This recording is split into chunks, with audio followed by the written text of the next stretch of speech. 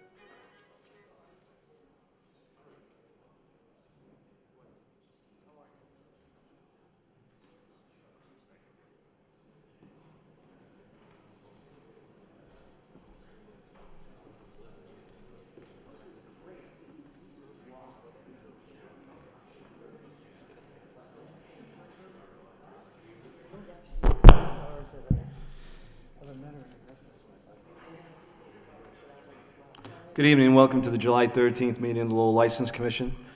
Secretary Wynn, was the meeting posted? Yes. Number one on the agenda, please. The meeting minutes for our meeting of June 22nd, 2017. Wish of the body? Move to accept. Move for approval by Commissioner McCarthy, seconded by Commissioner Donahue. All in favor, signify by saying aye. Any opposed? Motion carries. Thank you. Second item on our meeting agenda is the application by the licensee Aaron App Sellers LLC, Noel A. Powell, manager at Farmer Winery, for a license to sell wine at a farmer's market at the premises of 250 Jackson Street, which is mill number 5, the 4th floor, Sundays commencing July 2nd through December 31st, 2017, 11 a.m. to 3 p.m. each Sunday. Good evening. State your name for the record. I'm Noel Powell. I'm the Why are you tonight, Noel? doing good. How are you? Good. How'd it go last year with this? It's been a slow increase all year, so it's Doing well? Doing well. Good. Captain Webb, any issues with this license? No concerns, Mr. Chairman. Thank you very much.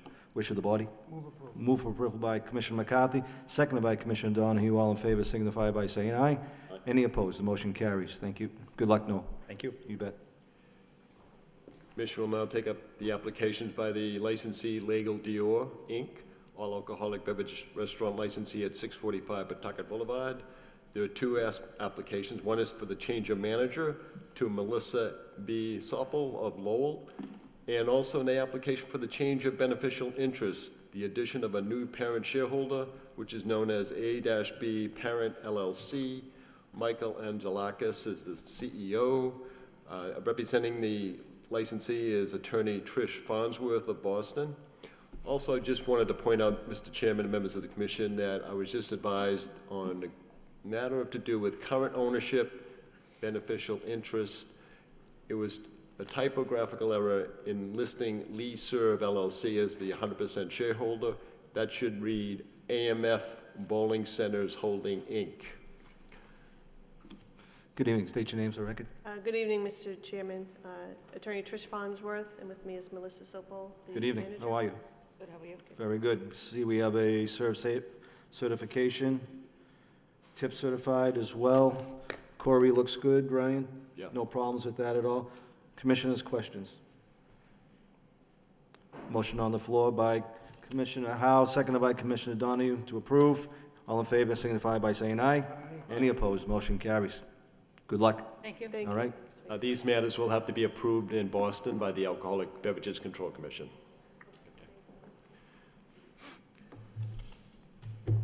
Commission will now take up number 4, the application or applications for special one-day license to dispense wines only, filed by Steve Sivenson, President of the Arts League of Lowell at 307 Market Street, for the following events. There is an artist reception, What is Aleppo, for Saturday, August 12, 2017, from 5 p.m. to 8 p.m. And there is a 2-day reception, Creativity Art Festival, starting with Saturday, September 16th, from 4 p.m. to 6 p.m., and followed by the Sunday, September 17, 2017, 4 p.m. to 6 p.m. State your name for the record, please. Steve Stevenson. How are you, Steve? I'm well. Good. Commissioners, we have 3 applications here. Any questions for Mr. Syverson? Move approval. Move for approval by Commissioner McCarthy, seconded by Commissioner Howe. All in favor signify by saying aye. Any opposed? Motion carries. Steve, Thank good you. luck with your events. Commission will now proceed with the application for a special one-day license to sell, dispense malt beverages and wines only, or either one, for the Lowell Folk Festival. Jerry Murphy? Jerry Murphy of Camden Inc., doing business as Old Court, the enclosed outdoor area, Middle Street at the corner of Central Street, Friday, July 28th, 6 p.m. to 12 midnight, and Saturday, July 29th, 12 noon to 12 a.m. David Cruz of DCGR Inc., doing business as D&G All-Star Lounge, an enclosed outdoor area adjacent to 177 Merrimack Street, Saturday, July 29th, 12 noon to 12 midnight, and Sunday, July 30th, 12 noon to 7 p.m. Penny Hemagas of the Worthen Cafe for an enclosed parking lot at 152 Worthen Street for Friday, July 28th, from 7 p.m. to 1 a.m., Saturday, July 29th, from 5 p.m. to 1 a.m. Scott Pelletier? Is Scott here? We'll come Javier back to Barazate? Scott. We'll come back to Scott later on if he comes, all right? What's that? We'll come back to Scott when he comes back in, all right? Javier? Is Javier here? From Galleria Cafe? Okay. Those are the applicants right now. We have Penny, we have Jerry, and we have David. All of you just state your name for the record, please. Ladies first. Penny Hamburgers, Worthen House Cafe. Hi, Penny. Hello. Jerry Murphy, the Old Court, Central Jerry, Street. how you been? David Cruz, All-Star Lounge. Hi, Dave, how are you? All three of you have held these licenses in the past, correct? Captain Webb, do we have issues with any of these three applicants? Mr. Chairman, the only question I have is concerning the application by the All-Star Lounge on Sunday afternoon. The ending time for the license that's been applied for is 7 p.m. Usually on Sunday afternoon at the Folk Festival, all the outside entertainment, the music entertainment ends at 5 o'clock and at the latest 6 o'clock. And we try to get the streets open as quick as we can after that. I was just wondering if maybe instead of 7 o'clock, this license could end at 5 or even 6 o'clock. Dave, you have problems with that? All right, we're gonna make it 6 o'clock for you, all right? All right. I just wanted to bring to the attention of the board that Javier from the Galleria Cafe just walked in. Where is he? Stand up Javier, and just come introduce over here and yourself. state your name for the record. Just state your name for the Let me just read his application. if I Okay, may. fine, thank you. With regards to your applications, Javier, for the beer and wine, and, okay? I'm going to read your applications now. Javier Barazate of the Galleria Cafe at 366 Merrimack Street for Friday, July 28th, from 5 p.m. to 10 p.m., Saturday, July 29th, from 3 p.m. to 11:30 p.m., and Sunday, July 30th, from 1 p.m. to 6 p.m. State your name for the record, please. Excuse me? Your name? Javier. Javier, have you held this license before? No. You have not. Do you understand your responsibilities with this license? Yes, I do. Have you talked to Secretary Nguyen? You have any questions? No. You don't? Okay. You can step back. Thank you. Okay, thanks. All right, we're good with Mr. Cruz, Captain Webb, so we'll make that at 6 o'clock. Any further questions from the board? No? Move approval. Move approval on all applications by Commissioner McCarthy, seconded by Commissioner Donahue. All in favor signify by saying aye. All opposed. Motion carries. Good luck with all the events. Hope you have a great weekend, all right? Commission will now proceed with the number 6 on our meeting agenda is the application for a special one-day license to sell, dispense malt beverages, wine only, or either one.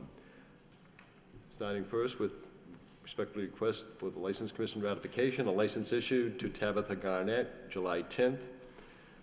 She is the catering manager of Aramark for an event that was held at the Bellegarde Boathouse at 500 Pawtucket Boulevard, and that was the doctoral residency program held Monday, July 10th, from 3 p.m. to 9 p.m.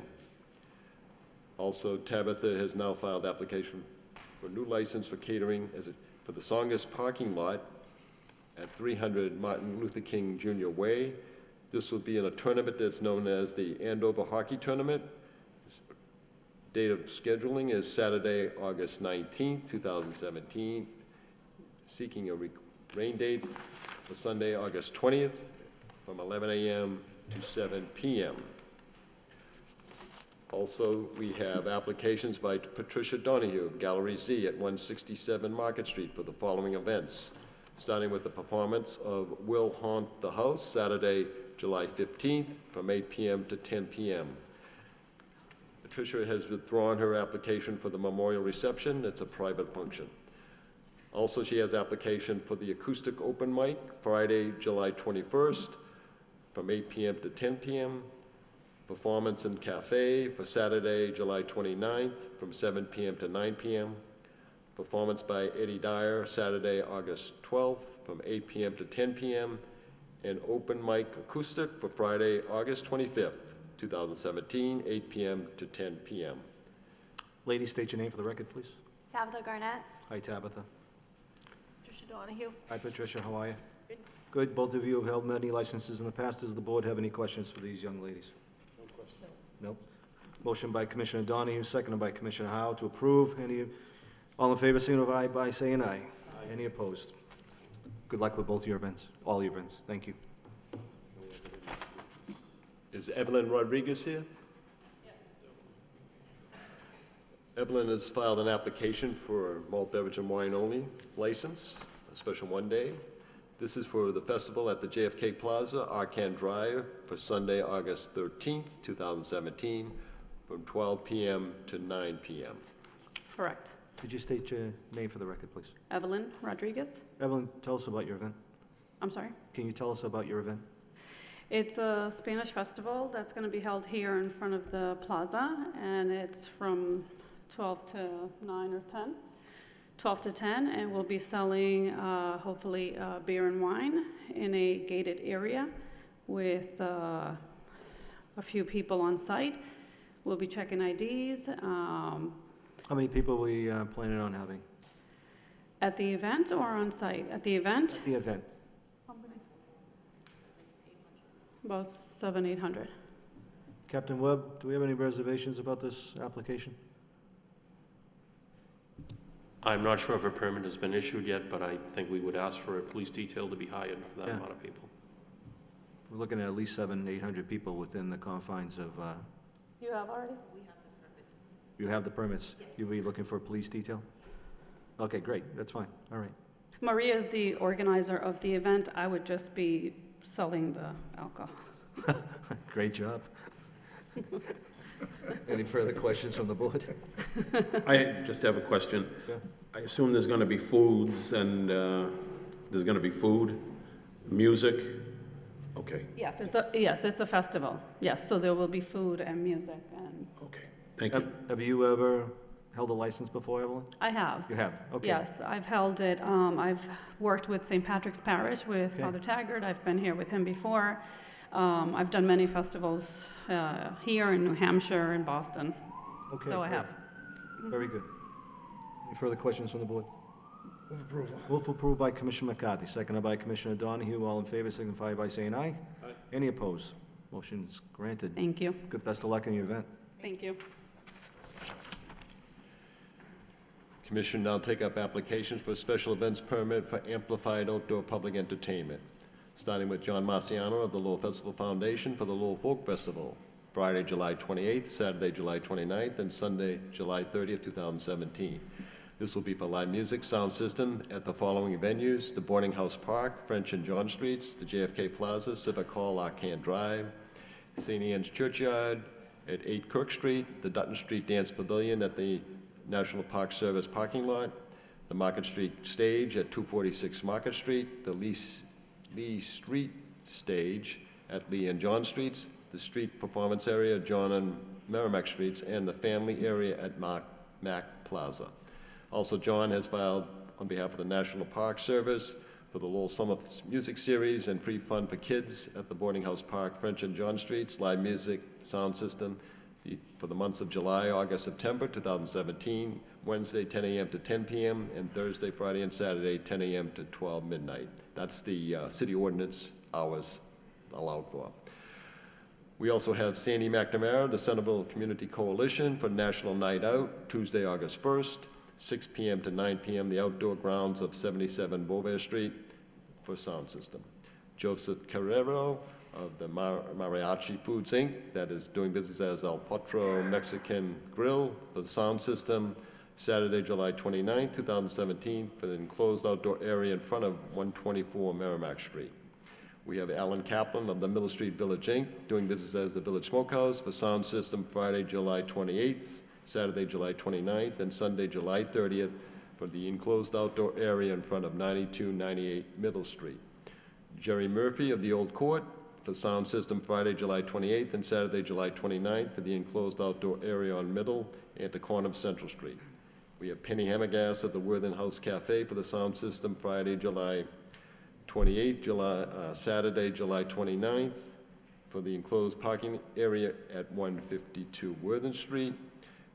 Penny is also filing on behalf of the Worthing House Cafe for the sound system for the alley patio at 141 Worthing Street for the months of July through October, and that would be in compliance with the city ordinance on hours from 10 a.m. to 10 p.m. Sunday to Wednesday, Thursday to Saturday from 10 a.m. to 12 midnight.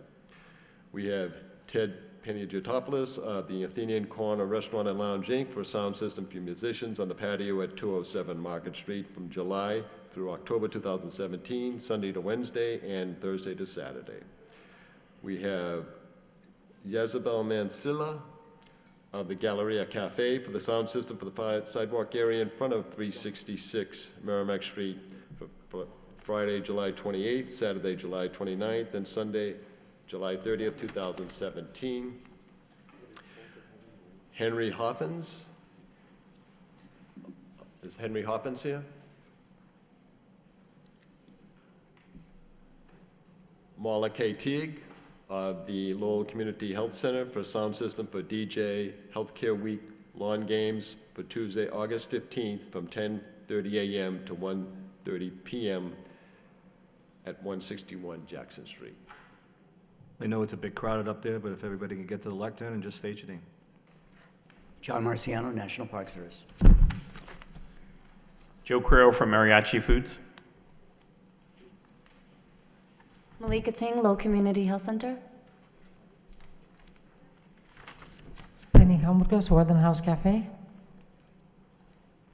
Sandy McNamara, National Night Out.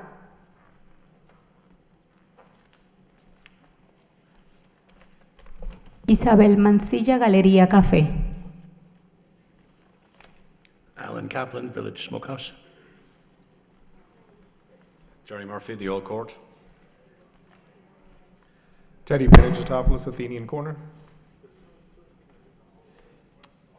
You would have thought that Mr. Panos would have brought some great leaves, Commissioner McCarthy. He never does. He never does. Never No. does. We'll keep that under consideration. All right. Who has not had these licenses in the past? Everybody's held this license before. Captain Webb, reservations with any of these applications? No, Mr. Chairman.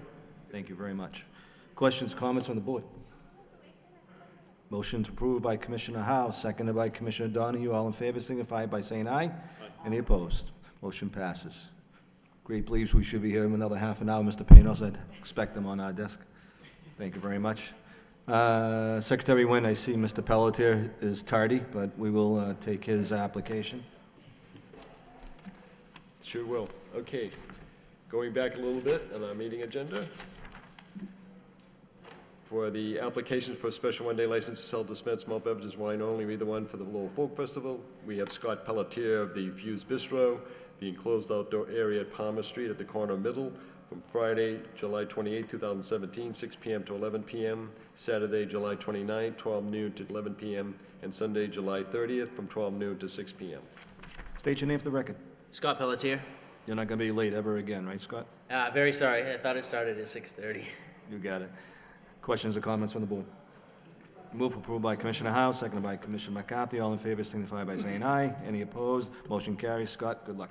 Hey, thank you very much.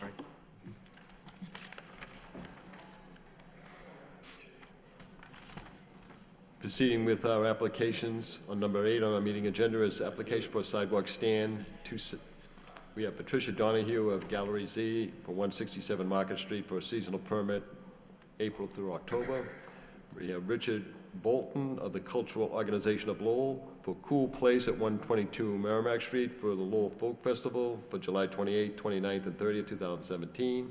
And we have Yasvel Mansilla of the Galleria Cafe for 366 Merrimack Street for the Lowell Folk Festival, July 28th, 29th, and 30th. And Mark Corder of Mark's Running at 118 Merrimack Street for the seasonal permit, April to October. Good evening. State your names for the record, please. Patricia Donahue from Gallery Z. Thank you. Richard Bolton with the Cultural Organization of Lowell. How are you, Richard? Isabel Mancilla, Galería Café.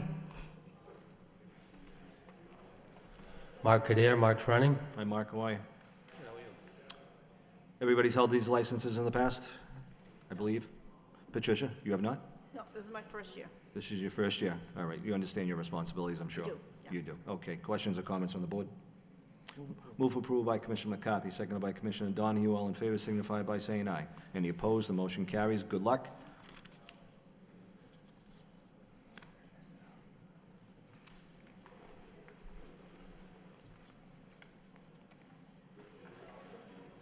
Would Henry Hoffins be here? No? Okay. Let's carry on. Proceeding with number 9 on our meeting agenda. Starting with the hearing on the allegations of misconduct discharged by William M. Taylor, the Superintendent of Police, in a communication to the License Commission dated May 8th, 2017, alleging misconduct by the corporation known as LCRC Inc., doing business as Dudley's, 19 Merrimack Street. Matthew J. Murphy, interim manager, the all-alcoholic beverage restaurant licensee at 19 Merrimack Street. And a review of the manager record application approved by the Lowell License Commission, April 28, 2016. State your name for the record, sir. Sure, Attorney Michael Zame here for LCRC, also known doing business as Dudley's, with Matt Murphy, the interim manager. Hi, Matt. How are you? Good, how are you? Mr. Zane, the floor is yours. Yeah, I think we're going back initially to the interim manager issue. We're still kind of in a little bit of a holding pattern, and this is what I've found out since our last meeting. Mr. Nguyen sent down the R-43 for reconsideration to the to the ABCC. That has been sent down. They're in a new, what's all electronic format. We've been in communication with the Department of Revenue, as I provided all the information in the last meeting, that he is up to date. He's in an agreement with the Department of Revenue. The last time it was sent back for a DUA, which is the Division of Unemployment Assistance, and since he's taken over, he is up to speed with those.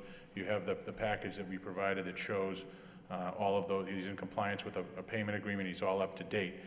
We just had a recent conversation 2 days ago, and then I had one today with the Department of Revenue, a gentleman by the name of Edward Rozak, who's the Department of Revenue agent assigned to this case.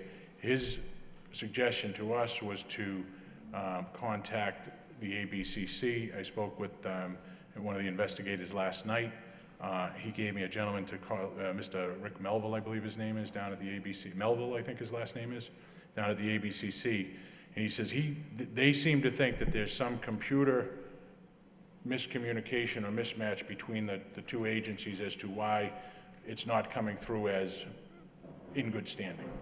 So that's where we're still waiting on that. Do we feel like we have a timetable and when this might get rectified? Mr. Rozak would not commit to a time frame, and Mr. Melville said he would certainly look into it and see if there is something that it is somewhere just stuck up and somewhere out in the virtual world right now as to where the glitch is in the system. So, but we are up to date. We're up to date. We're just, like I said, we're waiting on their action. So you've approved it back at the meeting. Yep. Waiting on their approval, and that's what we're waiting on. All right. Obviously, as soon as you know, please. Right. My intent is to follow back up with the gentleman down at the ABCC in follow up to our conversation today. Secretary Nguyen, do you want to chime in at all? Or? It's a curious thing with the ABC came out with the greatest promise to, the e-licensing program that they initiated last year in 2016 was going to be much more efficient and much more, notification would be sent by way of email to the licensing authorities. But I'm not convinced, and fortunately, the city of Lowell was not one of the volunteer communities to go forward with their suggestion that they, looking for volunteer communities to go full throttle with their program of e-licensing, where everything would be strictly by way of computer. But it was supposed to be at this time that all cities and towns in Massachusetts would be subject to the e-licensing format, and that if you were an applicant, you were to go to your computer, complete the application, submit it to the ABCC, and they in turn would forward it to the particular city or town where the applicant was seeking that license. Do we have any contacts that we might be able to help Mr. Zane with? What I may do, and I should do tomorrow morning, is I'll email the person who is in charge of the retail licensing bureau at that office. His name is Ryan Melville, and I will let it be known that this, the City of Lowell License Commission is waiting for a change, approval of manager. It's long overdue. Can we just get an update at our next meeting, just where this is, that's all? Just like to put it to bed, that's all. I mean, understanding that we're all set with, taxes and all that, so I can't see why this, so let's give Mr. Murphy and Mr. Zames a latitude on this. All right, moving on. Continue, Mr. Zane? What is the chairman's pleasure here with respect to which item do you want to address next? We have, my understanding is we have two issues to discuss. The letter that came out on May 8th, and then that included, the first issue would be the young lady who they... Let's go with the alleged misconduct. Okay. Let's go with that one. All right. In reviewing the allegations as set forth in the letter, the communication that came from the police department, it talks about a young lady by the name of Samantha Porter, who Officer Tupin encountered, and she had been, they found her sitting down, passed out, or knocked out, or she was not conscious. They immediately started to render her first aid assistance. She ultimately went over to the hospital and was tended to over there.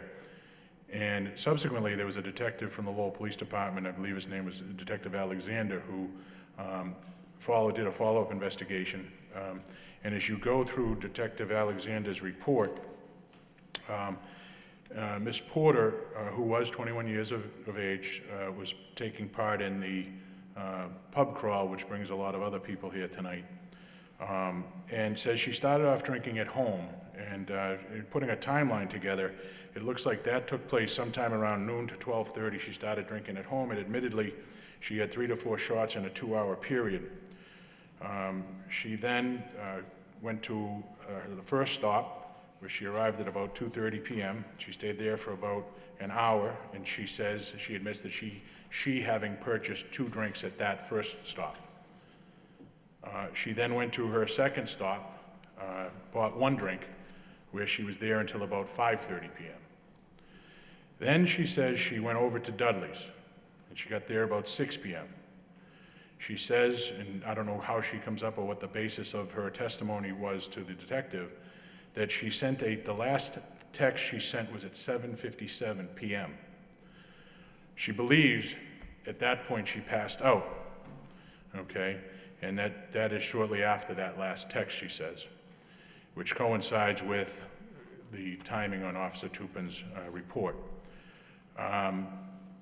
Incidentally, when the incident, or when Dudley's was made aware of the situation from a patron in the establishment, the report that Dudley's got was that she was looking down, texting, and walked into one of the poles that are in the outside area.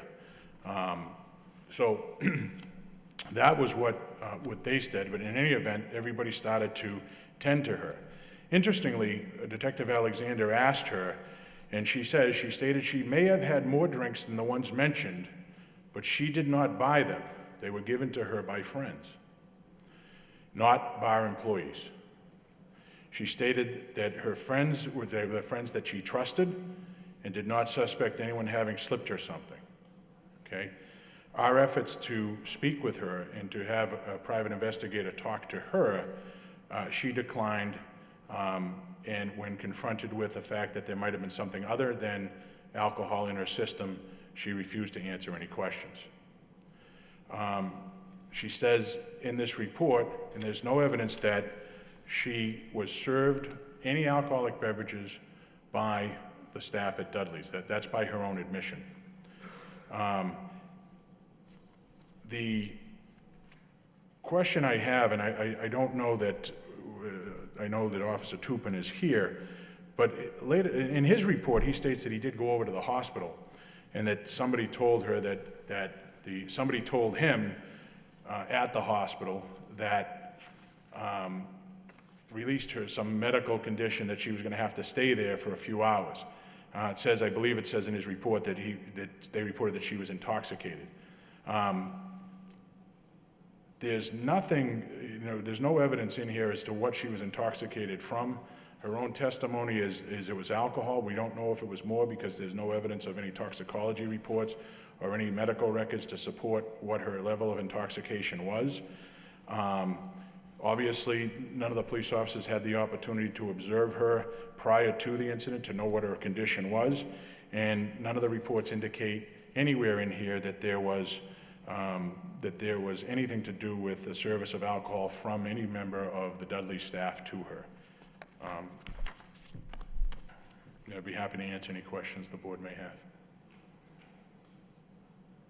Any questions for Councilor Zane, Commissioners? Officer Tupin. Approach your lectern, please. State your name for the record, sir. Officer Brian Tupin, Lowell Police Department. How you doing tonight? Good, sir. How are you? Very well. You heard Mr. Zane? Yes. You concur? With most, yes. Elaborate. When we walked in there, it was a very hectic scene. We returned, myself and Officer Penda, who's listed as a second officer on my report, were standing out front due to the pub crawl. Earlier, we had a fire alarm based out of Dudley's, and it was found to be a pull station, so someone pulled the fire alarm while we were in there. While they were in there, causing a mass exodus into the street. I was the patrol officer downtown that evening. I observed that, I called that in. We had a lot of officers down there to help kind of corral all the students. I believe at that time, after we kind of got everyone to sidewalks, everyone entered through the back or front entrance of Dudley's, causing that to be kind of an overflow or overcrowding scenario inside. To move forward. And when we went in there, it was very, very crowded. And to render aid to her was very difficult. She was showing a lot of signs of intoxication. We rendered aid to her, got to the ground. Again, still very hectic in there. Mm-hmm. Everyone was saying that she had been drinking. She had been drinking in there. Obviously, we follow up with the detective Alexander. He confirmed that. I guess that's all I could say on that. How was the staff in all this? Cooperative? Yeah, after the initial response in there with the kind of hectic scene, staff was very helpful with getting people out the doors because we made that determination to kind of clear the place out so we could figure out what had happened at that time and what was going on and what was going to go further. They were helpful. They spoke with us. When I asked them about their licenses and their permits, they were very well versed in where it was and took me right to it so I could observe it. Thank you. Sergeant Prescott, could you approach the lectern, please? State your name for the record, sir. Sergeant Mike Prescott. Sergeant, did you make the determination that we should kind of close down at this time? And Well, it was a mutual agreement between staff and I because they had to clean up Yeah. And then we agreed upon like 2200, 10 o'clock at night, that they could reopen because they had a band there. Yep. So they cleared everybody out, which the manager was cooperative, like I said, and then they were reopening at 10. Like Officer Tupin said, there was an alarm, fire alarm, at approximately 16:58, 4:58, and then we got the call for the medical probably 3 hours later. So I'm not sure if staff, if they just let everybody in and people from other bars in. I don't know if it was monitored properly for that overcrowding scenario to happen. That's about it. You But heard Mr. Zame's story. Do you agree with his story? Yes. Okay, Yeah. all right. Sergeant, how many people were in the establishment? Well, it was quite a few. It was over, it's hard to determine. I'd say over close to 1,000 people, maybe between 8 and 1,000 people, 800. Is Detective Alexander here? No? Okay. Commissioner Howe, Commissioner Donahue, questions?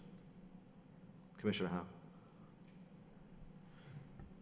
Regarding whether the young lady had anything to drink, Counselor Zame said that there was no evidence of her drinking at the establishment, and in one of the reports it said she arrived at 6 p.m.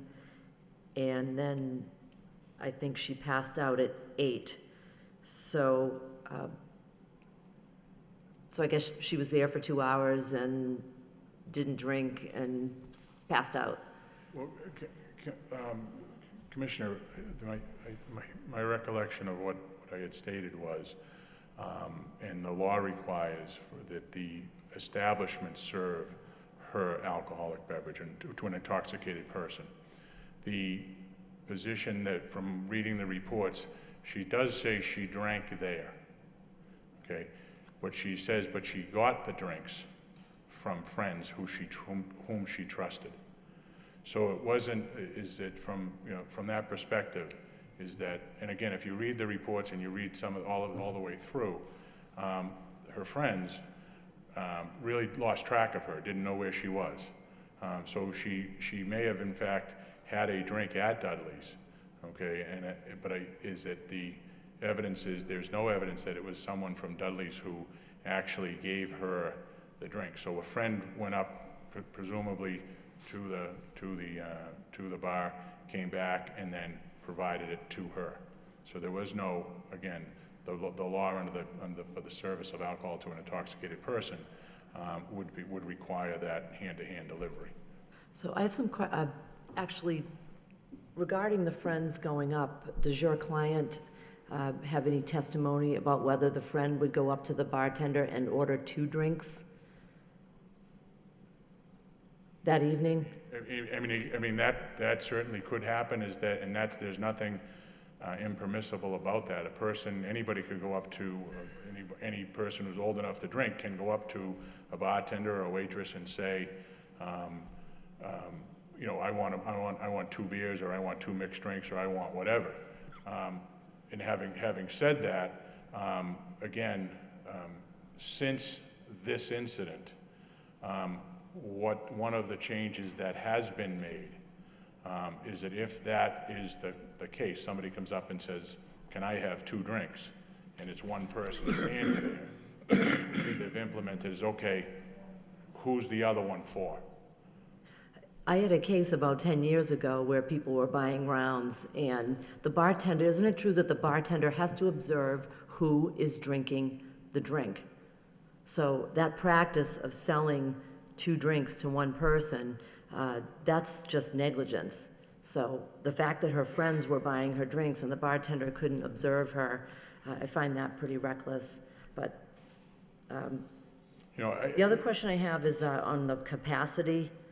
The officer stated 800 to 1,000. What is the capacity of the place? The capacity, I believe, is in the 683 or 681, 628. I'm sorry. Right.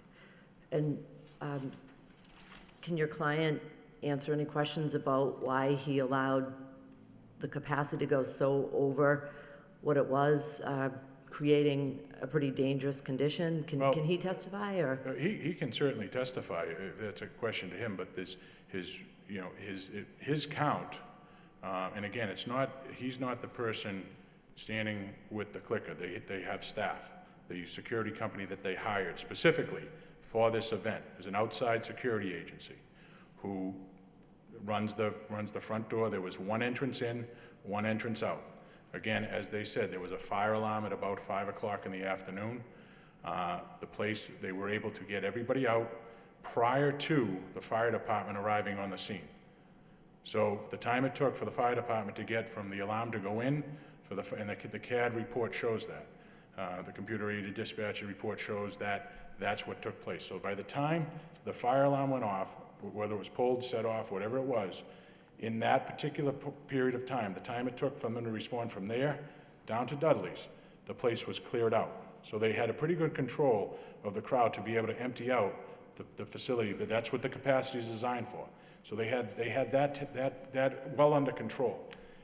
My client's testimony would be is that that night, the clicker showed a capacity of 583 people.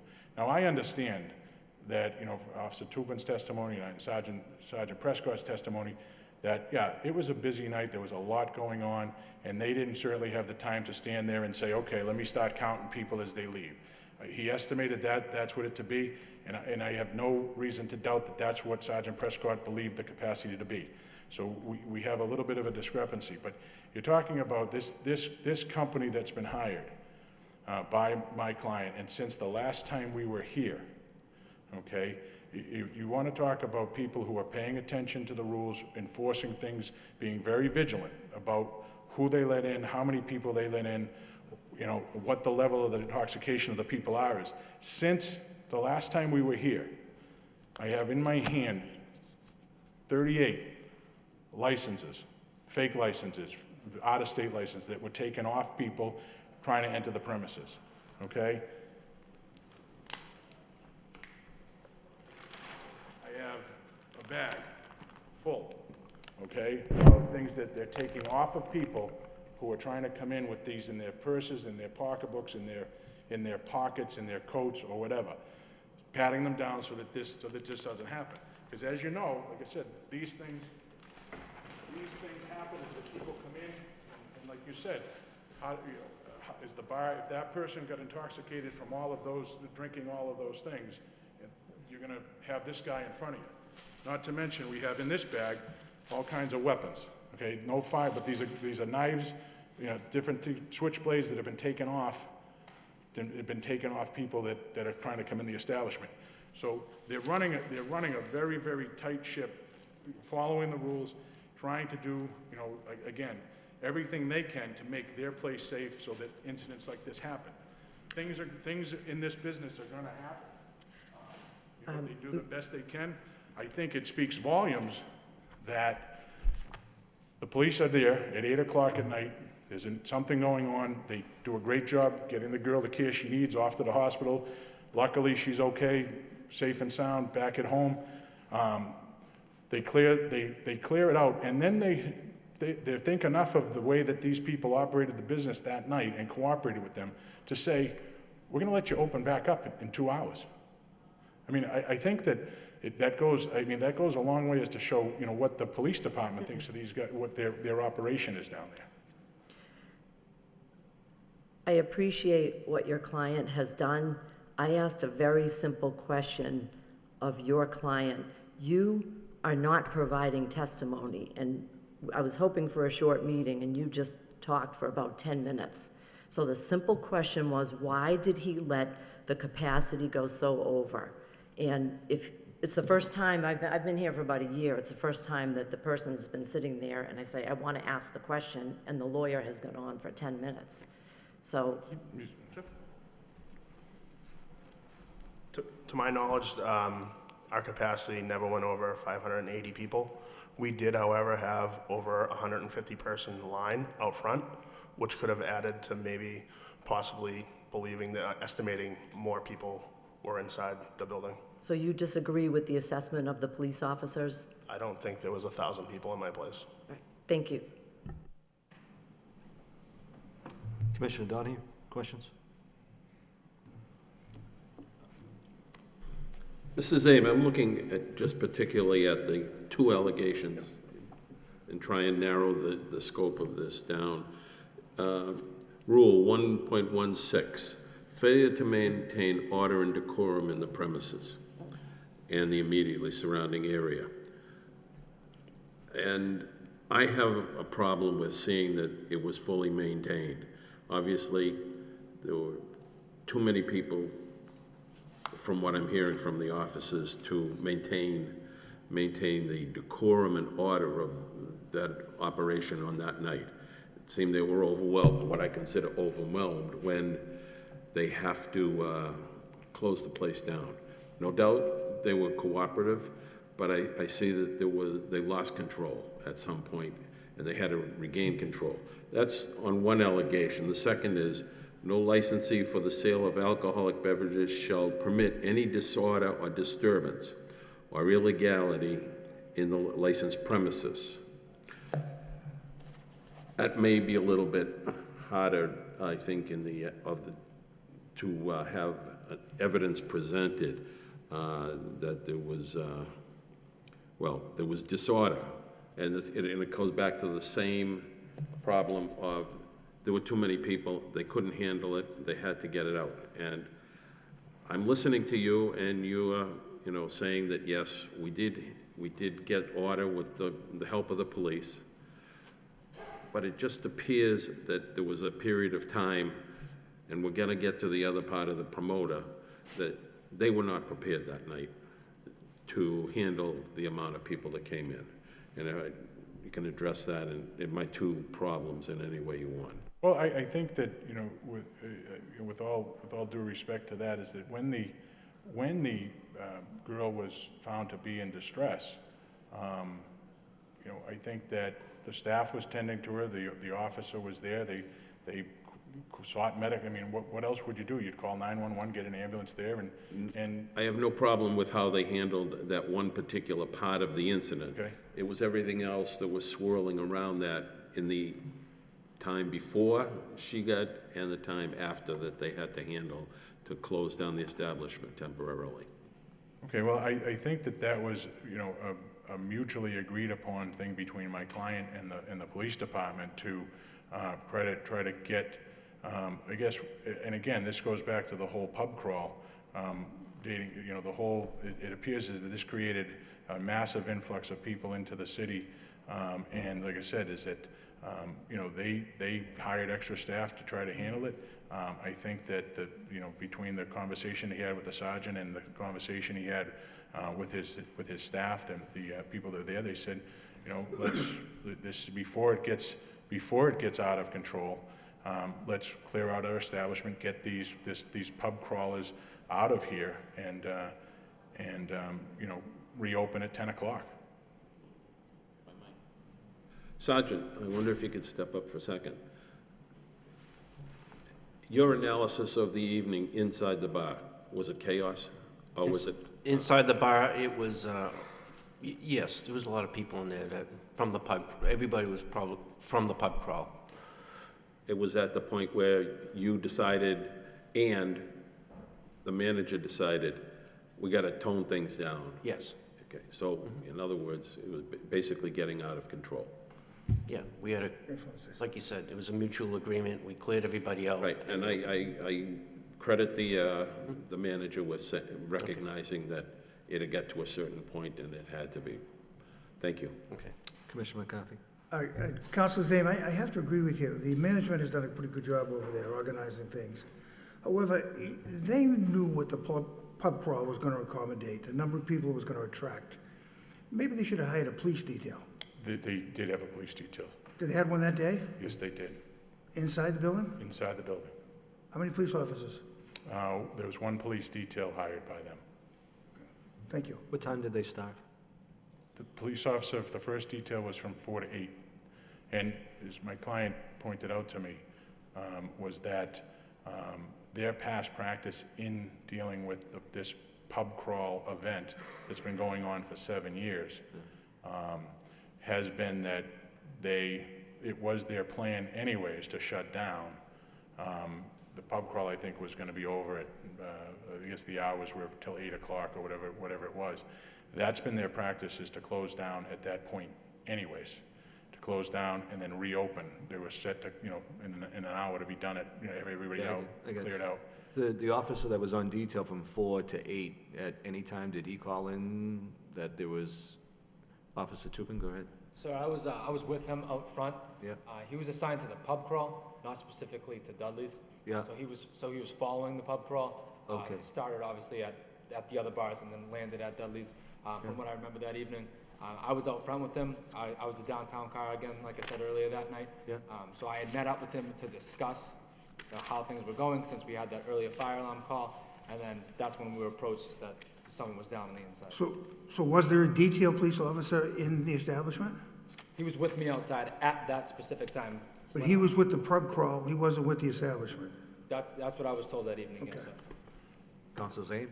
He was a paid detail by my client. And I actually Captain Webb, do we know if that happened or not? Mr. Chairman, to the best of my knowledge, the detail was paid for by Dudley's. It was Officer Pender. He was notified to appear here this evening, but he is on injured status and he is unavailable. That was my misunderstanding. That's fine. That's fine. That's fine. Do you have anything else to add, Officer Tupin, or? No, sir. Sergeant Prescott, anything else to add? Okay, thank you. Attorney Wellock? Sure. Officer Tubin, in your report, it appears that you spoke with some of the friends of Miss Porter, is that right? Yes, the one friend. And you noted that she appeared to be highly intoxicated? She also did, yes. And what did you observe about her that made you conclude that she was highly intoxicated? Through my training experience, I worked at Bentley University before this, so I have dealt quite a bit with drunk, underage and of age, I guess 21, 22-year-olds. She showed all the signs, slurry speech, unstable on her feet, glassy eyes, odor on her breath. She was in control of herself. She was 21 years of age. I can note that now. She was coherent enough to talk to me, but was definitely a little overreactive that her friend was, for lack of better terms, unconscious on the ground.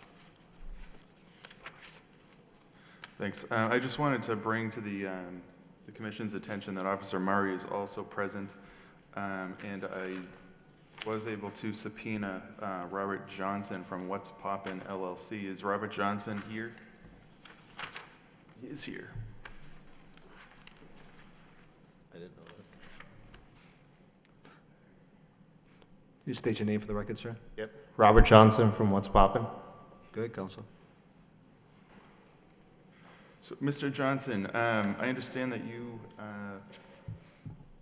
were subpoenaed here to appear here today. Is that right? Correct. So you received, excuse me? Oh, yeah, thanks. Could the chairman please swear in the witness? I don't know how to do that. I swear to tell the truth. Could the witness raise your right hand? Yep. Do you swear to tell the truth, the whole truth, and nothing but the truth, so help you God? Yes. Oh, I could have done that, Jimmy. Come on. That's TV stuff. Come on. So the subpoena included a part, it's some legalese called Deuces Tecum. You were required to bring with you some documents. Did you bring any documents with you? Yes, so I have all documents pertaining to this event. So you asked for emails, which there is no emails pertaining to this event. We have the flyer from the event, which Sure. I'm Could you pretty sure- step up to the microphone, please? Yes. We have the flyer for the event, which is pretty much all the material that actually is, I guess, obtainable. Any conversations are verbal. There's no contracts or emails to the venues particularly.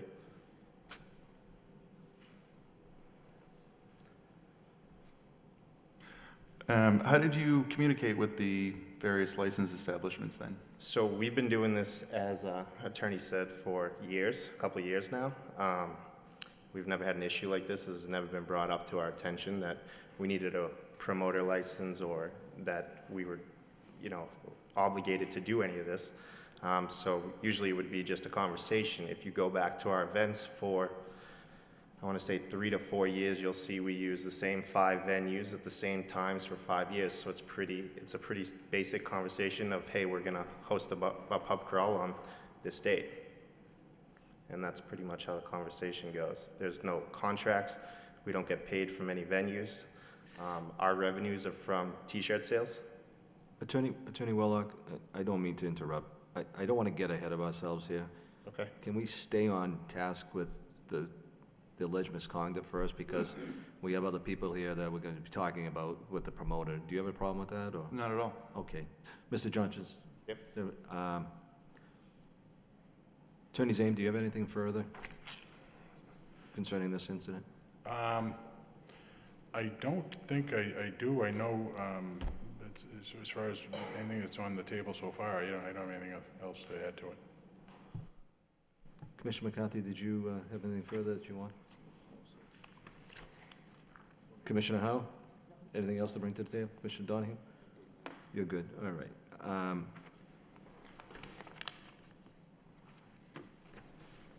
My issue, I think Dudley's did the right thing. They did get a detail. I think the management and the security were very helpful in getting the people out. I think Sergeant Prescott and Officer Tubman said they were, and they were expedited the customers out. I think there is a little gray area here in the number of people that were there, where one side saying 580 and the other one could be saying 880. Be that as it may. I do have a problem, and I do concur with Commissioner Howe that, you know, if one patron is getting free drinks from her friends for 2 hours, that's concerning. She didn't buy a drink, but her friends did, so, you know, if their friends are buying 6 drinks for 3 people, who's controlling that at the bar? And I think that's something that we may have to attend to, Mr. Murphy, in the future. But though I do agree with Commissioner McCarthy and Commissioner Donahue and Commissioner Howe that we really haven't had any really serious issues at Dudley's. I think you've paid attention, but I think this is something that you have to look at a little bit further down the line. I would make a motion that we suspend the license for a day, but hold that day in abeyance for 6 months. I'll second that. Seconded by Commissioner McCarthy. All in favor signify by saying aye. Aye. Any opposed? Motion carries. Thank you. Thank you.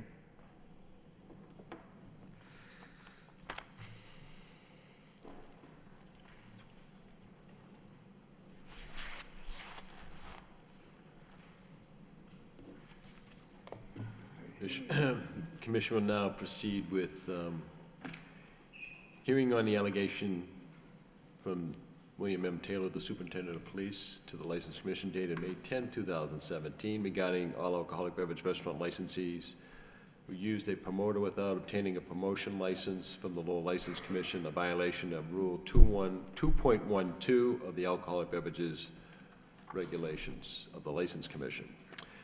We have the licensee, the Middle Street Village Inc., doing business as the Village Smokehouse, 9298 Middle Street, Alan F. Kaplan, manager.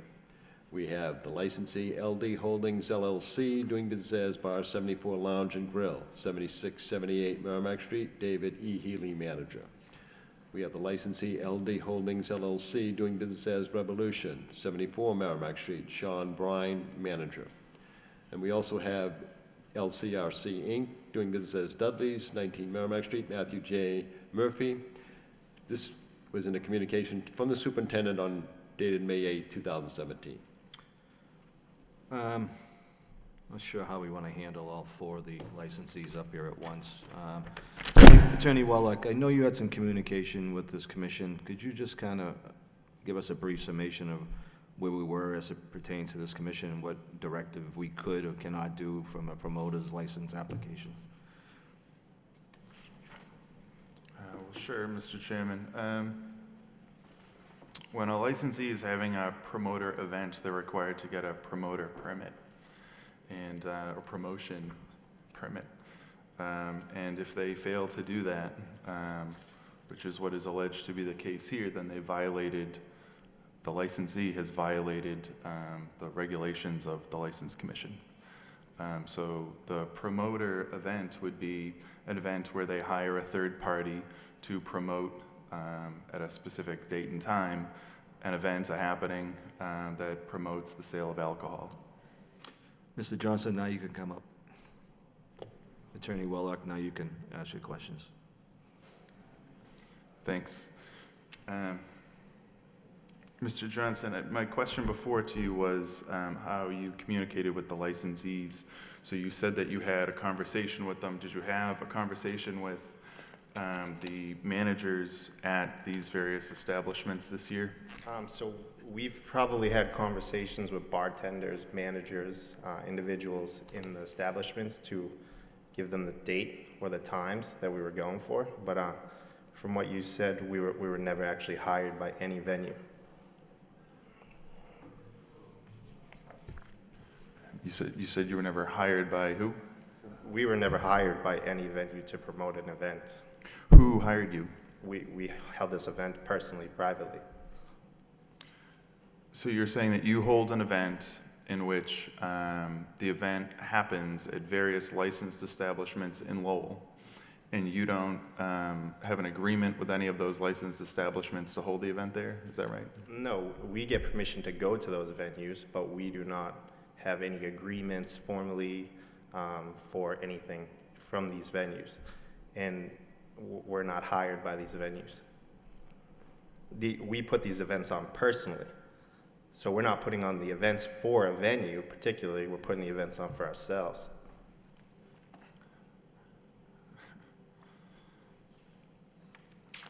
See, we do these in Boston, same thing, and no venue hires us, ever.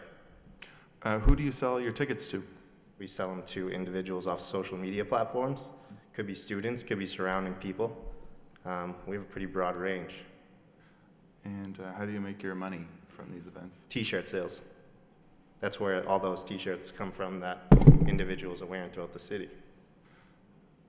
How many T-shirts did you sell this year? 1,500. Would that be a good approximation of how many people participated in the event? Yeah. Every individual that participates gets a T-shirt.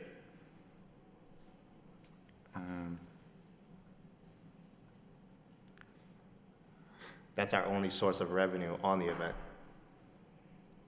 which goes directly to us as the company.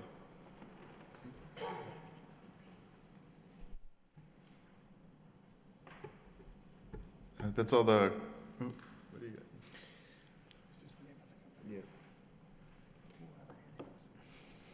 got? So on your advertisement, it states that it's 1,000+ person bar crawl in celebration of Cinco de Mayo. Correct. And tickets include the T-shirt, as you just said, and no cover to all the bars during bar crawl hours with the bar crawl T-shirt, and also that there would be food and drink specials. So is that a true statement in your advertisement? I'm not sure. I would have to ask other people if they've talked to these venues about drink specials or food specials. But every venue pretty much has food specials at these events to increase revenue. So you haven't spoken with any of the licensees about procuring these special? No. So what is it that a person buys when they buy a ticket to one of your events? It depends what kind of event. An event like this, Yes. They get a T-shirt. They get a T-shirt, they get to join all their friends, and they congregate in multiple venues, and they have a good time to end off their school year, or, celebrate Cinco de Mayo as we promote. Well, I don't have any other questions for this witness, but I'll turn it over to the board. Commissioner Howe. This Cinco de Mayo event, did you register that under Eventbrite?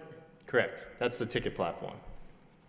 And I looked at the Eventbrite website, and there were 3 things that they do. The person creates the event, so is that what you did? You created Yes. the event? And then the second one is promote. That's what the Eventbrite, invite people to your event and reach new audience. And the third is host. So the question I have is, the flyer that you provided, there were 5 bars named on that. Correct. So you would agree that that's considered good advertising for these bars? I'm not sure. I would assume so. I would assume it brings business into the city. And you heard the testimony, there were 800, allegedly 800 to 1,000 people in this bar, so would you agree that your event generated revenue for these bars? Yes, I would agree. No further questions. Commissioner Donahue. Good evening. On one of the displays that I see for your Cinco de Mayo, it's early pickup on Thursday, the 27th, at the Smokehouse Tavern. Okay. And then on the 29th, that was the first place on the list, the Smokehouse Tavern. You must have made some kind of special arrangements with the Smokehouse Tavern to be able to meet there and give out your T-shirts. Yeah. So it must have been more coordination, at least with that one. No, not necessarily. It was more just, can we pass out T-shirts on the Thursday prior so that the day of the event isn't hectic? Trying to give out 1,550 shirts at one time is pretty hard. So I agree, and it probably is a good business model for the steakhouse that they have you there and attracting people on Thursday night as well as the Saturday. So on the Thursday night, actually everyone gets their shirt and leaves. We hand out shirts at the front of the building, and no one actually really stays there. But there was some coordination too, because they just wouldn't let you stand in the Yeah, doorway selling T-shirts. He allowed us to pass T-shirts out. Okay, thank you. Mr. Chairman, I have another question. Absolutely, go ahead. What's Poppin' LLC? Are you the manager of that? Correct. And is that a corporation in good standing with the Commonwealth of Massachusetts? It was, it's now a partnership, but it is in good standing. Because I looked at the Secretary of State's website and it said it was involuntarily dissolved. Correct. But that's the LLC's dissolved, not the partnership. So what is it called now? It's What's Poppin', just as a partnership. It is not a formal LLC at this time. Understood. Thank you. Where is that located? What's your address? Stoneham, Massachusetts, 14 Lexington Street. Thank you. Hannah, want to chime in?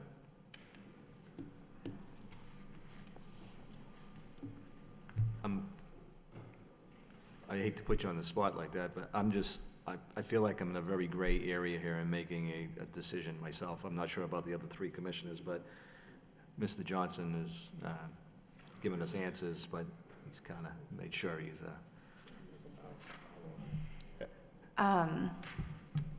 So in addition to the T-shirts, did your participants also get bracelets? If individuals bought T-shirts or tickets to the event closer to the time, our T-shirt company can't print T-shirts if they purchase the ticket the day before. And like anything, we're not going to buy extra T-shirts if we don't know that they're sold. So if there's people purchasing tickets at the end, we'll just give them bracelets. Okay. Which they're aware that they're getting a bracelet. Okay.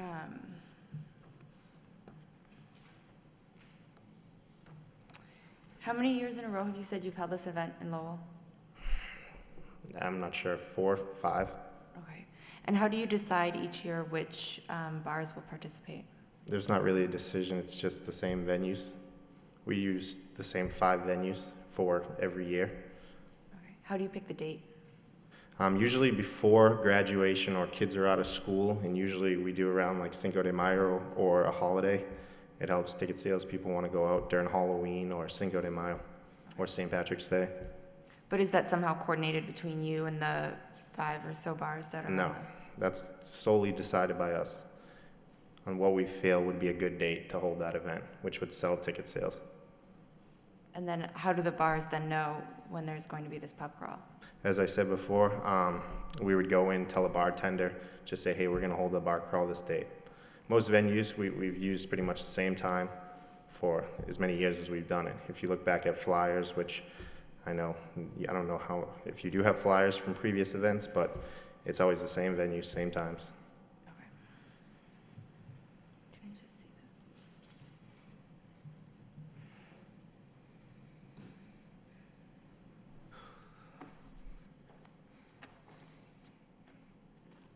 Are you good, Hannah? Have you ever gotten a promoter's license from the city of Lowell? No, Have you ever gotten a promoter's license from a different city? no. We hold boat cruises, bar crawls in the city of Boston on a regular basis, on a weekly basis. We've done events in Rhode Island.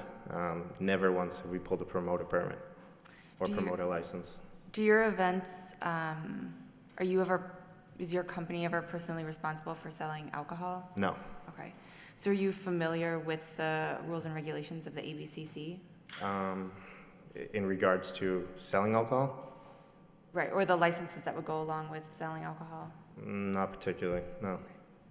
I mean, we hold events sometimes without liquor, if it's an 18-plus event. So it's not like we just gear towards 21-plus. There's events that are 18-plus or, all ages. We've done concerts at Topsfield Fair where you're not allowed to sell alcohol.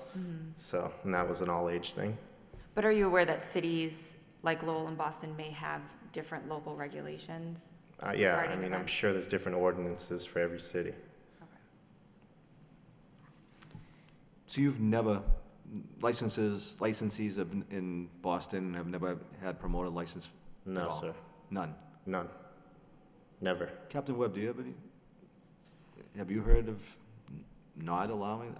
I just feel as though, when we read this, is that any licensee utilizing the services of a promoter defined as an individual acting as a third party to the licensee for advertisement and to generate revenue. That sounds like what's happened here to me. Yeah. But I think there is some gray area here. And maybe you can help me, Jim or Hannah. I'm just kind of, can we institute something that any such event such as this, a pub crawl or any event like this, it just seems like it's gray to me right now, that they have to get a promoter's license in the future, no matter what. It has to come in front of this board for a license. Now, in the past, and I have the longest tenure here, I don't remember ever doing this. I don't. So I would make a motion at this point that to take all of these 4 app licensees and place all these matters on file for now. All right? Any other future applicants that are looking to have their events promoted. Now, and I think we have to define that because, like he said, he makes his money from T-shirts, okay? So if you do this, you get a T-shirt for the money that you pay, and you're also going to go to these 5 bars. But they're still making revenue from this. And I think a promoter's license is necessary at this point. But I think it's fair to all the applicants tonight that we set the bar now that this is what's going to happen in the future. And there should be no gray area at this point. I would more than happy to listen to any other commissioners. I just feel at this point we're just beating a dead horse here. Commissioner Howell. Second the motion. I think the promoter's rule that I gave you, the ABCC rule, has been violated, so I agree. I'll second the motion. And place it on file. All right. Yes, Commissioner Donahue. Just before and I'm going to go along with what you recommend. Okay. I'm a rookie. But, and this gentleman, I don't think is in any way a responsible party. He's trying to make some money. Yeah. It's each of the bar managers, owners, and I've talked about this a little bit in the past, about the education of the bar owners and the bar managers, that they're not understanding what they're getting into. We have a couple more cases coming up. People have the dream of running an establishment, and they jump into it thinking they're going to make great money and they're going to do, have a great time. But it's a lot harder business, and there's a lot of responsibilities, and one of them is, I think, to read the Alcoholic Beverage Commission of this board, the rules of this board, and it's in there. You're supposed to get a license. Yeah. I will end with that I think the owners and managers have to be taken more responsibly in the future. I mean, if And I past agree with precedence your has been idea. that they have not, then fine, let's make it so any future event, they have to. I agree with you. Commissioner McCarthy? I'm all set. Does anybody want to speak? Any attorneys want to speak? Do any of the attorneys that are representing their clients here would like to speak, or would they just like the motion to go through? Anybody good? Yeah, good move. All in favor signify by saying aye. Any opposed? Motion is accepted. Thank you very much. Absolutely. If I might, Mr. Chairman, while we're on the subject and we have the attorneys present, the opinion that was written by Mr. Willard about sending a letter to the city council or the manager about the ordinance that is being considered, is that correct, council? At this time, there is an ordinance? I believe there was a motion at a recent city council meeting for the law department to draft. And part of your letter said that act to pass, I believe you said that you recommend that we send a letter to the manager. Did I see that someplace in regard to support of the pub crawl ordinance? That sounds right. I don't remember that specific sentence, but sure. Yeah, I read it in some of my stuff. I'd like to see that perhaps that we work with the city council or have say to the city council that we're looking for some type of an ordinance. I would make that an motion. Commissioner Dodd, seconded by Commissioner McCarthy. All in favor signify by saying aye. Aye. Any opposed? So why don't we do that, just so there's no gray area right now? We know exactly what's going to be done in the future. We're just forwarding to the manager our concurrence with what the city council is doing. Because I think we need that to have something on the pub crawls in our regulations. Thank you very much, Mr. Chairman. Thank you. Next on the agenda.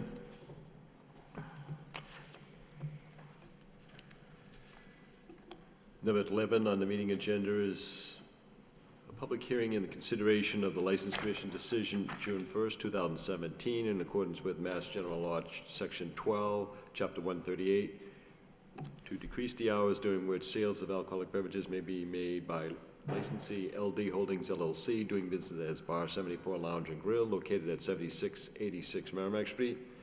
The commission may fix hours for the sales of alcoholic beverages for a licensee before 11 a.m. and after 11 p.m. during the calendar week, Sunday to Saturday. State your name for the record, sir. Good evening, Travis Jacobs for LD Holdings. How are you today, Attorney Jacobs? I'm doing well, thank you. Very well. The floor is yours. Thank you.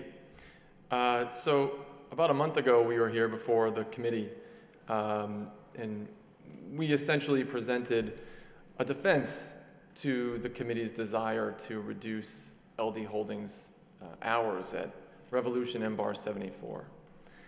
And you may recall that I went through sort of the history of the violations that had been imposed, and it was our opinion that they were being assessed with a little bit greater zeal, and we felt that was a bit unfair. I was a little shocked when you had mentioned that you had the longest tenure, and in that entire time, the issue of the promoter had never come up. And yet LD Holdings was just licensed in February and has been violated twice for this promoter law. So I don't know how long you've been on the committee, but it is a little interesting and maybe supports the sentiment of my client that... Do you want to go down that road, Counselor? Or? In the last 2 months, okay, it's been hit twice for that. That aside, the last time we were here, the hours were reduced to 11 o'clock. The issue is whether or not there would be any police calls between that time and the date of this hearing. My understanding is there hasn't been a single issue, not a peep. And I'm very eager to hear from the superintendent on this issue, because my client's understanding is that they have been crystal clear with no issues. And we didn't decrease the hours to 11 p.m. Sorry, 1 p.m. or 1 a.m. Right, okay.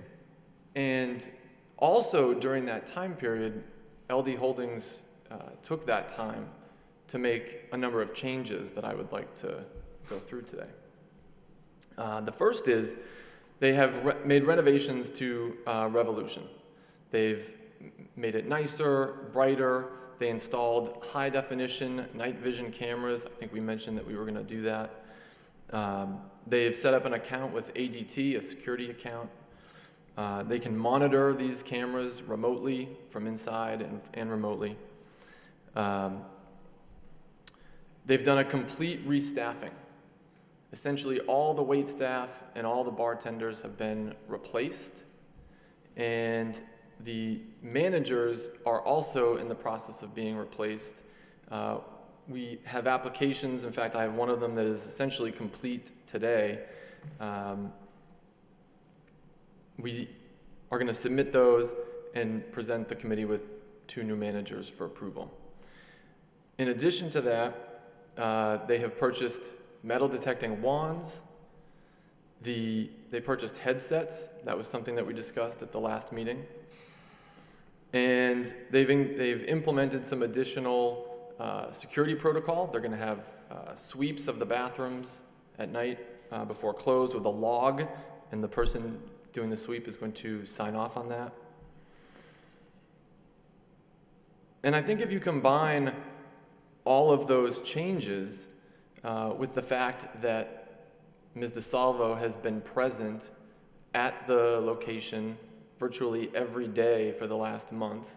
She's been interviewing new managers. She personally has implemented all these changes and cleaned house with the wait staff.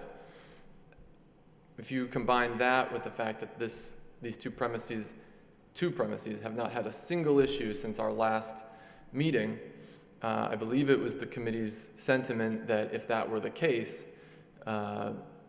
we would revisit the hours. Okay. It was the sentiment of the chairman, not the sentiment of the commission. Sorry. Captain Webb? Mr. Chairman, there have been no calls to either establishment since June 1st.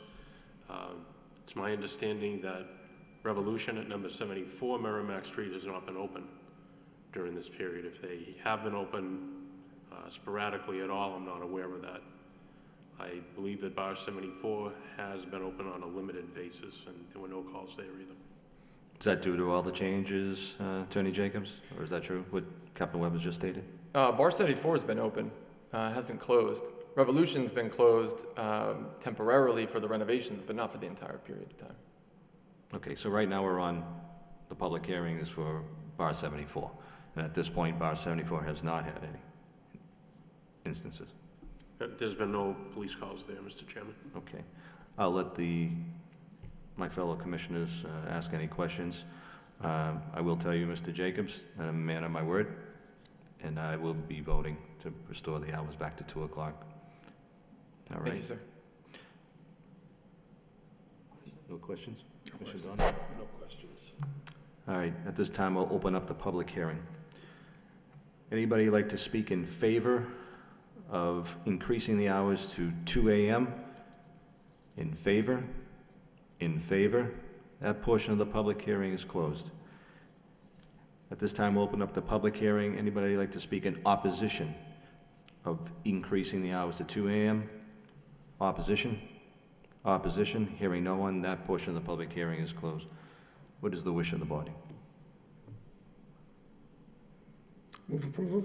Move for approval. Second? Second. Second by Commissioner Howell. All in favor signify by saying aye. Aye.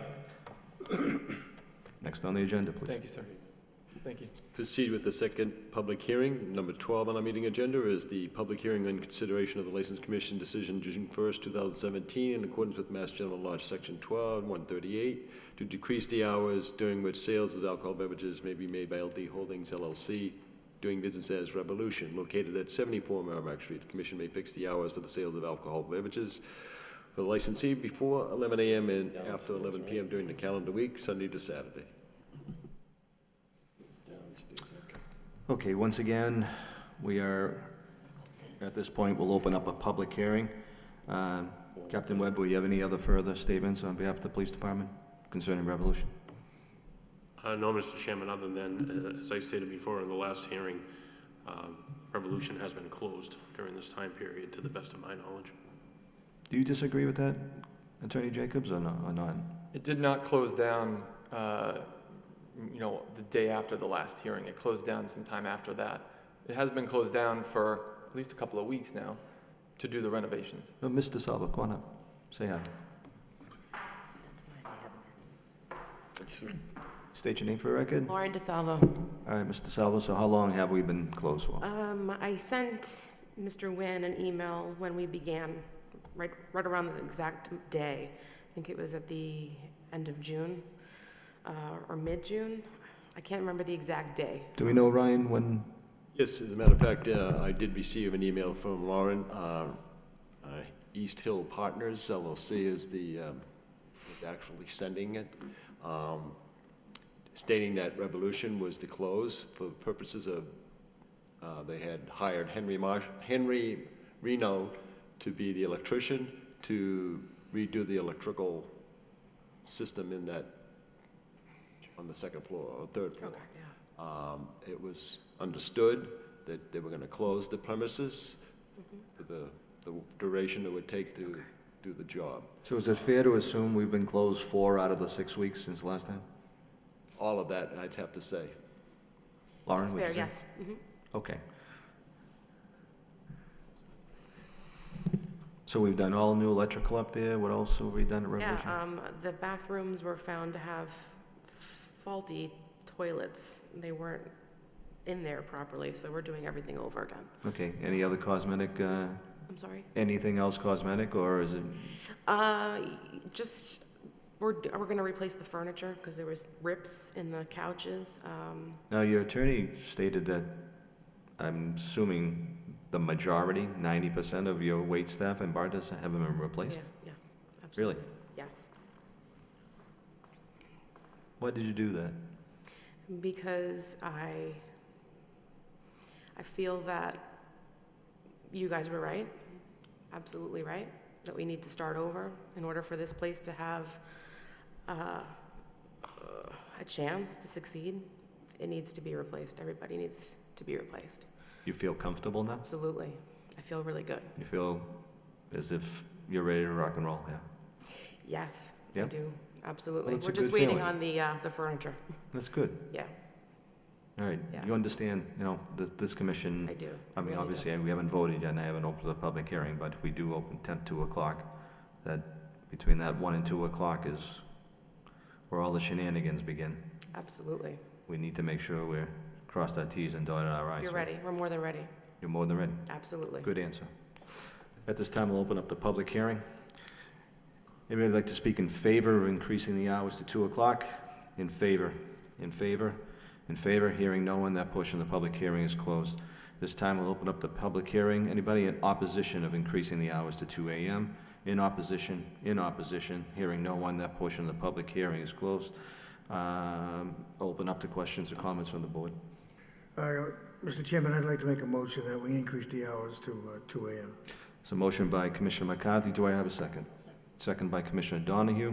All in favor signify by saying aye. Aye. Aye. Anybody against? No? Mr. Salvo, this board wishes you the best of luck. Thank you. It looks like you've done some major changes over there. Thank you. Yes. And best of luck. Attorney Jacobs, nice job. Thank you very much. Thank you. And if I could just add one more thing while we're on the topic, right? I know. You may want to stop right there. I'm telling you right now. I don't want to push my luck, right? I really don't. You don't. But this is a slightly separate but related issue. So as part of the renovations and trying to kind of change the ambiance and character of the area, Ms. DeSalvo had submitted an application for the outdoor patio seating. It's actually on the license. The outdoor seating is part of the license, but there's some issue, and Mr. Nguyen may be able to elaborate on this. There's some issue about approving the outdoor patio seating, and it was essentially denied. She said that the reason why it was denied is because of the pending violations, but we didn't understand that. Secretary Nguyen? Well, the fact of the matter is that when the transfer of license from Mill City Suds Inc. to LD Holdings LLC, doing business as Bar 74, Mill City Suds had that as part of their license premise. The description included sidewalk seating within a defined space. And that was part of the transfer. And the License Commission approved, and the Alcoholic Beverages Control Commission approved the transfer, which included that description. However, when such a transaction takes place, the current licensee, being that at the time, last year at this time, was Mill City Suds, they had a license agreement with the city of Lowell to utilize the space. That is a matter that's for city council to authorize the city manager into that license agreement. So when that is the process that Attorney Jacobs is making reference to, is the fact that there was a request by Lauren DeSalvo to the city of Lowell, and it was processed by the Office of Developmental Services to get the preparation work, the necessary application, the document, the plan, insurance, to show that the license holder would be protecting the city as a co-insured. That was subject to review. An employee made a decision that not to recommend approval for that application at the time, before we dealt with the issues that were dealt with at the public hearing at the time of the June 1st hearing. I recommended to Lauren that resubmit the application for reconsideration with the city to utilize that space. Essentially what it comes down to is it has to be the city manager's decision to whether to proceed, allow the process to go forward. For example, it has to be submitted to the council for them to authorize the city manager to enter into the license agreement. As we know, the city manager is the chief executive officer. He signs all contracts. And that's the point of it. So if the issue of violations was cause for not approving it, or at least being a reason for delaying approval, and if the matter is something that the, let's say, Lowell Police Department could make some type of acknowledgement to the fact that there are no violations at this time, maybe that might have some bearing on how this process could proceed for them in regards to having the license agreement submitted to the city council for its consideration, presumably authorization. Then the city manager would then So it's your suggestion that they reapply to the city manager's office? I mean, that's the only option they have. They can, they can take it on its face, accept the rejection on its face, and not proceed any further. The description does allow them, but it's public space. And as we know, you have to have a contract to utilize the space, and the city ordinance spells it out. And I forwarded that city ordinance to the Attorney Jacobs. I think I'm sure he's fully cognizant of what's involved. It's just a question of, maybe a recommendation by the chamber or something, or an acknowledgement that there's no pending violations. Maybe that would be sufficient to get the application. I quite honestly, the License Commission really can't do anything more on the matter other than they've given. If what is taking place this evening carries any weight, I would think that might have significant effect on this matter to do with the sidewalk seating. Okay. That's all I can say. Would this agreement come through the legal department, James? Or is this just something that through the city manager's office that they'd have to get into? We'll see. If I can just interject one thing. The law department draws up the contracts. Yeah. There is a person in the office that prepares the contracts to be submitted with the council's agenda. And typically a perfect example is what happened this past Tuesday evening. It had to do with the business called Lowell Burger Company for 143 Merrimack Street, taking over the space that was formerly held by Bishop's, the sidewalk. Yep.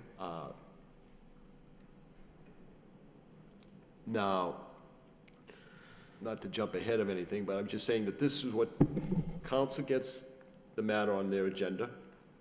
It's a package that includes the contract, proposed contract. They have a chance to review it. It's standard procedure, standard language in the contract.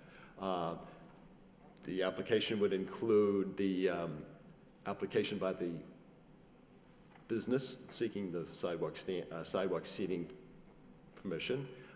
It would include the plan, copy of the policy for the business with the City of Lowell co-insured.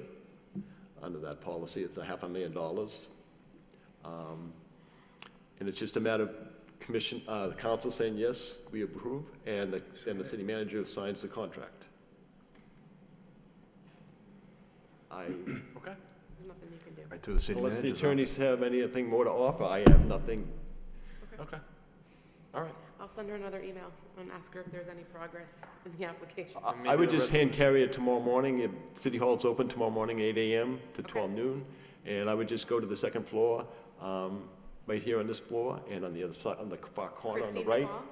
Christine You can Hall? speak with Christine. I'm not sure she's still processing the applications, Okay. but she was at the last I knew. Okay. There may be somebody else who's handling it this time. I'll stop by and see what she wants to. Okay. Thank you, Mr. Wynn. Thank you very much. Thank you. Have a good night. Good night. Chairman, members of the commission, I just want to backtrack a little bit. Yep.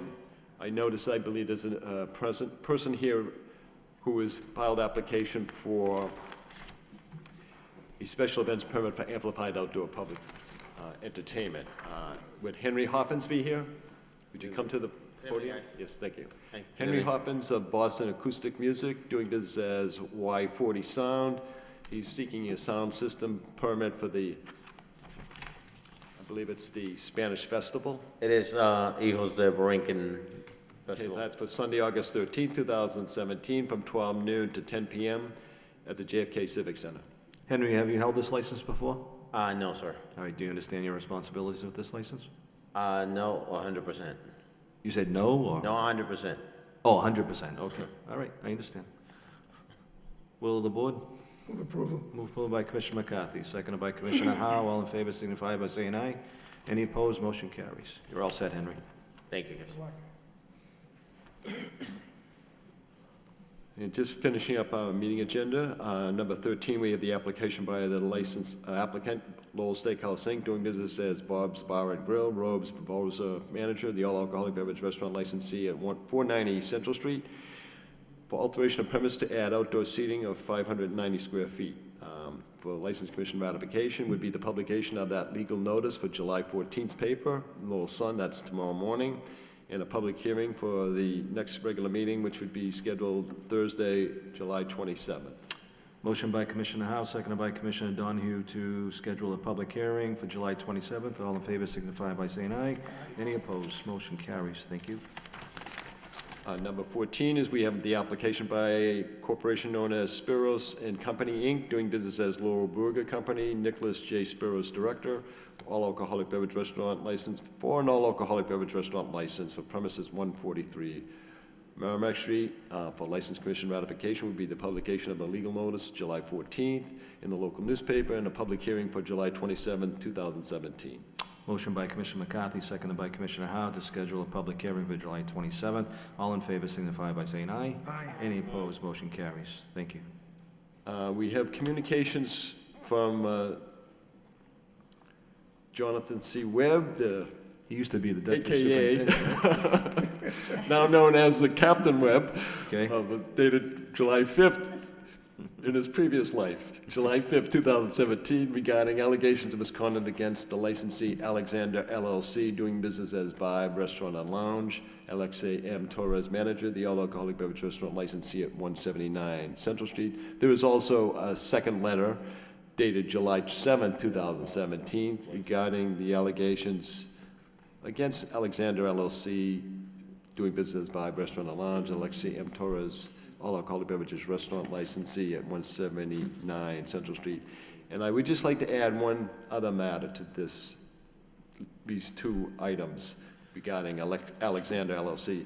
There is a third letter, but I received it July 11, 2017, and it is of an incident that just took place this past weekend. I don't know whether the commission would want to include that as part of this upcoming scheduling on these other two items. Has it been brought forth to Captain Webb's desk yet? This was submitted by the superintendent of police, William Taylor. Which would went through Captain Webb, so has that been,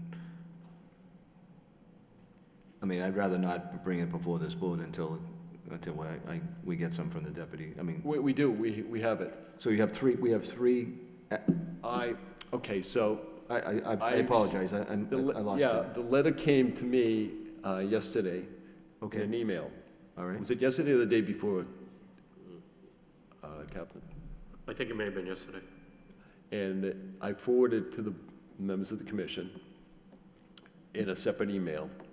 And it's to do with an incident that took place July 9th. Obviously, I've sent a lot of stuff out in recent days, and so you might backtrack a little bit or just check on the last day or two. But there is a third letter applicable to the Alexander LLC licensee. Why don't we hear all three and have Mr. Torres pay us a visit on July 27th? Okay? Okay. Captain Webb, you good with that? Yes, Mr. Chairman. All right. Thank you. That's it? Everybody good with that? That's good. All right. I think we're good. Motion by Commissioner McCarthy to adjourn, seconded by Commissioner Howell. All in favor, signify by saying aye. Any opposed? Everybody have a good evening.